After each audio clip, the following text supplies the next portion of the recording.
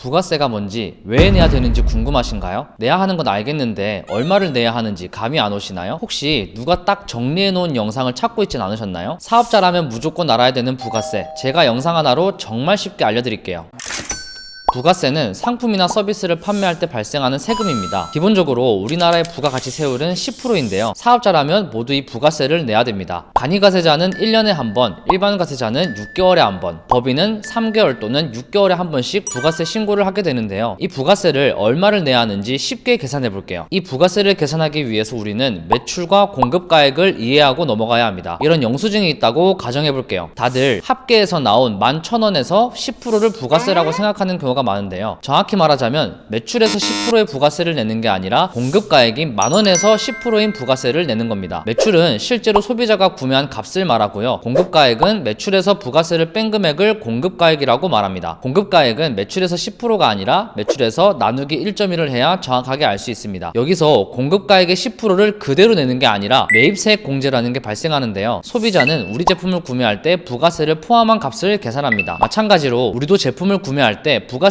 포함한 값을 계산하게 되는데요. 11,000원에 판매할 제품의 원가가 2,200원이라고 쳐볼게요. 11,000원의 매출 부가세인 1,000원에서 2,200원의 매입 부가세인 200원을 공제한 800원이 우리가 최종으로 낼 부가세가 됩니다. 이를 매입세액 공제라고 얘기합니다. 만약 내가 실제로 물건을 사고 매입 증빙 자료를 받지 않았다면 국세청은 알 수가 없는데요. 이때 매입세액 공제를 받지 못해서 매출 부가세인 1,000원을 통으로 내게 되겠죠. 그렇기 때문에 국세청에서 인정해주는 신용카드나 현금 영수증, 세금 계산서 등은 꼭 잘 챙기셔야 됩니다. 세금 계산서는 대부분 전자세금 계산서를 발행하기 때문에 홈택스에 자동으로 연동이 되는데요. 하지만 이런 수기 세금 계산서는 부가세 신고 기간에 잊지 말고 세무사에게 꼭 전달해 주어야 합니다. 이런 경우도 생기지 않을까요? 예를 들어 제가 음식점을 차렸습니다. 음식점을 차리는데 발생한 비용이 1억 1천만 원이고 발생한 매출이 2,200만 원일 때 매출 부가세는 200만 원이지만 매입 부가세는 1천만 원이 됩니다. 이때는 800만 원의 부가세를 환급받게 됩니다. 이 경우는 우리가 벌어들인 돈보다 쓴 돈이 많다는 것이기 때문에 좋은 사항은 절대 아니겠죠. 국고에서 돈이 나가는 것이기 때문에 환급 금액이 클 경우에는 추가 자료를 증빙해야 되거나 심할 경우 세무조사가 나올 수도 있습니다. 사업자에는 간이가세자와 일반가세자가 있는데요. 간이가세자는 연매출이 8천만 원 미만 사업자를 간이가세자라고 말합니다. 세금 부담을 덜어주기 위해서 매우 낮은 부가세율을 적용받게 되는데요. 간이가세자는 연매출 4,800만 원 미만일 때 부가세 납부 의무가 면제됩니다. 또 매입세액 공제를 받을 수가 없게 됩니다. 하지만 연매출이 4,800만 원 이상 8천만 원 이내의 간이사업자라면 매입세액 공제를 받을 수가 있습니다. 이때는 매입 금액에서 10%가 아닌 0.5%만 매입세액 공제를 받을 수가 있습니다. 연매출 4,800만 원 이상 8천만 원 이내의 간이사업자라면 매출 곱하기 10% 곱하기 부가가치율을 부가세로 내는데요. 매출이 5천만 원일 때 10%인 500만 원에서 업종별마다 부가가치율을 적용하시면 되겠습니다.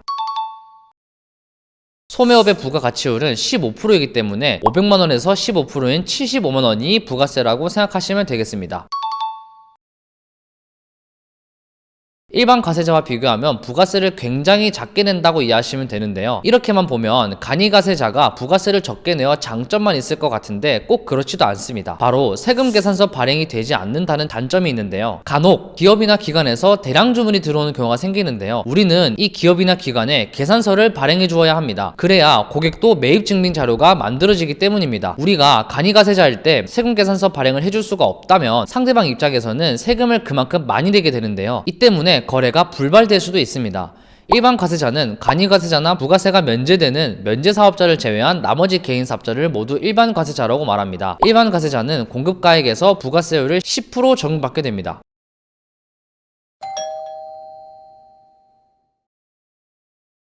매출은 우리가 실제로 가져가는 돈이 아닌데요. 매출에서 원가와 각종 비용을 다 빼고 세금까지 제외한 금액이 내 순수익이 되겠죠. 여기서 세금을 적게 내기 위해선 원가와 각종 비용에 대한 매입 증빙 자료가 없다면 실제로 내가 번 순이익보다 보여지는 순이익이 높아지게 되기 때문에 세금을 많이 내게 됩니다. 여기서 증빙 자료는 적격 증빙과 비적격 증빙이 있는데요. 적격 증빙은 앞서 말씀드린 사업용 신용카드, 현금 영수증, 세금 계산서 등이 있습니다. 만약 내가 도매 사이트에서 위탁 판매나 사입을 한다 한다고 했을 때 계좌이체로 거래를 하게 되면 현금 영수증 또는 세금 계산서를 발급받아야 하는데요. 요청을 해도 놓치거나 계산이 맞지 않는 경우가 간혹 있기 때문에 수시로 확인을 해야 되는 번거로움이 있습니다. 되도록이면 사업자용 신용카드로 물건을 사는 것이 좋습니다. 이런 간이 영수증을 받는 경우도 있는데요. 이건 부가세 매입 세액공제를 받을 수가 없습니다. 3만원 이하는 소득세 때 비용 처리가 가능하지만 3만원을 초과하는 경우에는 적격 증빙이 아니게 되기 때문에 2%의 가산세가 발생합니다.